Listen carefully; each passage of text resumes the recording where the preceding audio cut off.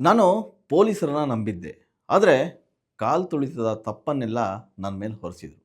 ಅಲ್ಲಿಗೆ ಬರಬಾರ್ದು ಅಂತೇಳಿ ಅವರೇ ಡಿಸೈಡ್ ಮಾಡ್ತಾರೆ. ಅಷ್ಟೇ ಅಲ್ಲ, ನನ್ನನ್ನು ಬೇರೆ ಕಡೆ ಕರ್ಕೊಂಡು ಹೋಗಿದ್ದಕ್ಕೆ ಇಷ್ಟೆಲ್ಲ ರಂಪಾಟ ಆಯಿತು. ಮೊದಲೇ ತಿಳಿಸಿದರೆ ಖಂಡಿತವಾಗಿಯೂ ಅಂಥ ಅನಾಹುತ ಆಗ್ತಾನೇ ಇರಲಿಲ್ಲ.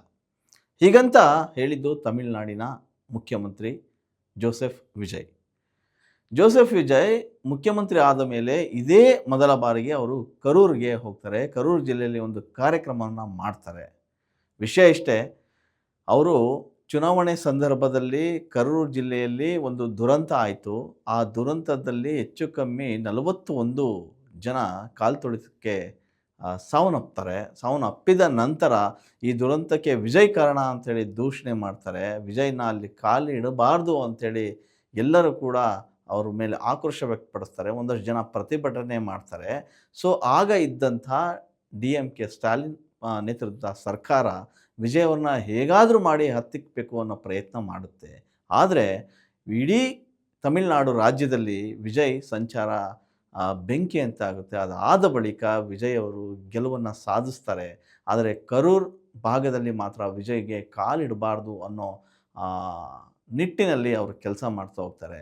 ಆದರೆ ವಿಜಯ್ ಗೆದ್ದು CM ಆಗ್ತಾರೆ. CM ಆದ ಬಳಿಕ ಈಗ ಕರೂರಿಗೆ ಹೋಗಿ ಅಲ್ಲೊಂದು ದೊಡ್ಡ ಮಟ್ಟದ ಫಂಕ್ಷನ್ ಮಾಡ್ತಾರೆ.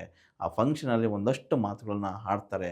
ಅದರ ಜೊತೆಗೆ ಏನು 41 ಜನ ಕಾಲು ತುಳಿತಕ್ಕೆ ಒಳಗಾಗಿ ಸಾವನ್ನಪ್ತಾರೆ, ಅವರ ಕುಟುಂಬಗಳಿಗೆ ಸಾಂತ್ವನ ಹೇಳ್ತಾರೆ.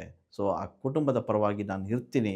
ಮುಂದಿನ ದಿನಗಳಲ್ಲಿ ಈ ರೀತಿಯ ಯಾವುದೇ ಘಟನೆಗಳು ಜರಗಬಾರದು ರಾಜ್ಯದಲ್ಲಿ ಅಂಥೇಳಿ ಅದಕ್ಕೆ ಕ್ರಮಗಳನ್ನು ಕೈಗೊಳ್ತೀನಿ ಅಂತ ಕೂಡ ಒಂದು ಭರವಸೆಯನ್ನು ವಿಜಯ್ ಕೊಡ್ತಾರೆ.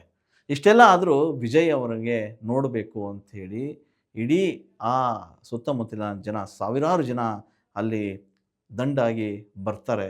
ವಿಜಯ್ ಅವರ ಭಾಷಣವನ್ನು ಕೇಳ್ತಾರೆ. ವಿಜಯ್ ಅವರು ಸಿನಿಮಾ ಡೈಲಾಗ್ ಥರ ಒಂದಷ್ಟು ಭಾಷಣಗಳನ್ನ ಮಾಡ್ತಾ ಹೋಗ್ತಾರೆ.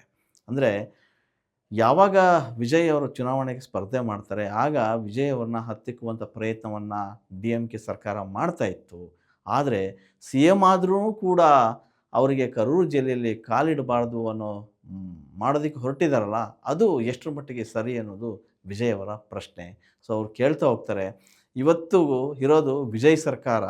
ಆದರೆ ವಿಜಯ್ ಸರ್ಕಾರ ಇದ್ದರೂ ಕೂಡ ನೀವು ನನ್ನನ್ನು ಇಲ್ಲಿಗೆ ಕಾಲಿಡೋದಕ್ಕೆ ಅವಕಾಶ ಕೊಡ್ತಾ ಇಲ್ಲ. ಇದು ಯಾವ ನ್ಯಾಯ ಅಂತ ಪ್ರಶ್ನೆ ಮಾಡ್ತಾರೆ.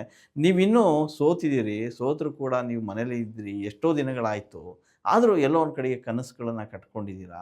ಆ ಕನಸಿಂದ ಆಚೆ ಬನ್ನಿ ಅಂತೇಳಿ ವಿಜಯ್ ಹೇಳ್ತಾ ಹೋಗ್ತಾರೆ. ವಿಜಯ್ ಆರಂಭದಿಂದನೂ ಅಷ್ಟೇ ಒಂದಷ್ಟು ಮನಸ್ಸುಗಳಿಗೆ ತುಡಿಯುವಂಥ ವ್ಯಕ್ತಿತ್ವ ಅವ್ರದ್ದು.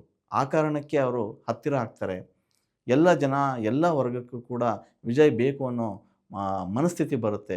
ಆ ಕಾರಣಕ್ಕೆ ವಿಜಯ್ ಅವ್ರನ್ನ ಆ ತಮಿಳುನಾಡಿನ ಜನ ಗೆಲ್ಸ್ಕೊಂಡು ಬರ್ತಾರೆ. CM ಕೂಡ ಆಗ್ತಾರೆ.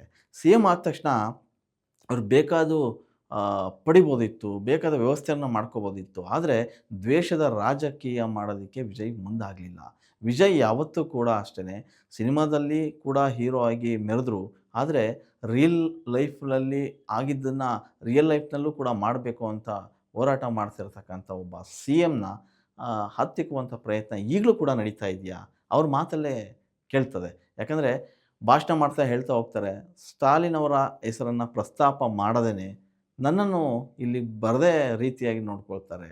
ಸೊ ಈಗಲೂ ಕೂಡ ನಮ್ಮನ್ನು ಹೊರಗಿಡುವಂಥ ಪ್ರಯತ್ನ ಮಾಡ್ತಾ ಇರೋದು ಯಾಕೆ? ಇದನ್ನು ಪ್ರಶ್ನೆ ಮಾಡ್ತಾರೆ. ಅಂದರೆ ಇರೋ ಸರ್ಕಾರ ನಮ್ಮದು, ಸೊ ಅವ್ರದ್ದು ಯಾರ್ದು ಗೊತ್ತೇ ಆಗ್ತಾಯಿಲ್ಲ ಅನ್ನೋ ಮಾತನ್ನು ಹೇಳುವಂಥ ವಿಜಯ್ ಅಲ್ಲಿನ ಕಾಲು ತುಳಿತದಲ್ಲಿ ಏನು ಸಾವನ್ನಪ್ತಾರೆ, ಅವರ ಕುಟುಂಬದ ಪರವಾಗಿ ಸಾಕಷ್ಟು ಮಾತುಗಳನ್ನು ಆಡ್ತಾರೆ. ನಾನು ನಿಮ್ಮ ಪರವಾಗಿ ಇರ್ತೀನಿ ಅಂತ ಹೇಳ್ತಾರೆ.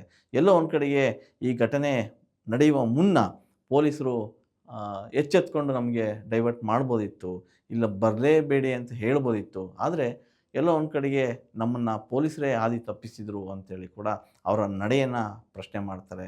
ಸೊ ಆದರೂ ಕೂಡ ಏನು ಅವತ್ತಿನ ಘಟನೆ ಆಯಿತು, ಆ ಘಟನೆ ತನಿಖೆ ಮಾಡ್ತೀನಿ, ತಪ್ಪಿತಸ್ಥರ ವಿರುದ್ಧ ಕ್ರಮ ಕೈಗೊಳ್ತೀನಿ ಅಂತ ಕೂಡ ಆ ಸಂದರ್ಭದಲ್ಲಿ ಅವರು ವಿಜಯ್ ಹೇಳ್ತಾ ಹೋಗ್ತಾರೆ. ವಿಜಯ್ ಕರೂರ್ ಕಂಪನಿಯ ಬಗ್ಗೆ ಮಾತಾಡ್ತಾರೆ.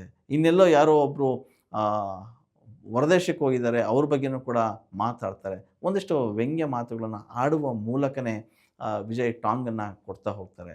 ಸದ್ಯಕ್ಕೆ ತಮಿಳುನಾಡಿನಾದ್ಯಂತ ವಿಜಯ್ ಅವರ ಹವಾ ಇದ್ದಿದೆ. ಯಾಕಂದರೆ ವಿಜಯ್ ಯಾವಾಗ ಸಿ ಎಮ್ ಆಗ್ತಾರೆ, ಸಿ ಎಮ್ ಆದ ಬಳಿಕ ಅವರು ಆ, ಮಾತಿನ ಶೈಲಿ, ನಡೆಯ ಶೈಲಿ, ಆಮೇಲೆ ಅಲ್ಲಿನ ಯೋಜನೆಗಳನ್ನು ರೂಪಿಸುವಲ್ಲಿ ವಿಜಯ್ ನಿಜಕ್ಕೂ ಸಕ್ಸಸ್ ಆಗಿದ್ದಾರೆ ಅಂತಲೇ ಹೇಳ್ಬೋದು. ಭಾಳಷ್ಟು ಜನ ಸರ್ಕಾರ ಆಗಲ್ಲ ಅಂತ ಹೇಳಿದರು. ಅವರ ಕಾಲು ತುಳಿತ ಪ್ರಕರಣ ನಂತರ ವಿಜಯ್ ಕತೆ ಮುಗೀತು ಅಂತ ಭಾಳಷ್ಟು ಜನ ಅಂದ್ಕೊಂಡ್ರು. ಆದರೆ ವಿಜಯ್ ಬೇರೆ ರೀತಿಯ ರೂಪುರೇಷೆಗಳನ್ನು ಸಿದ್ಧಪಡಿಸ್ತಾರೆ.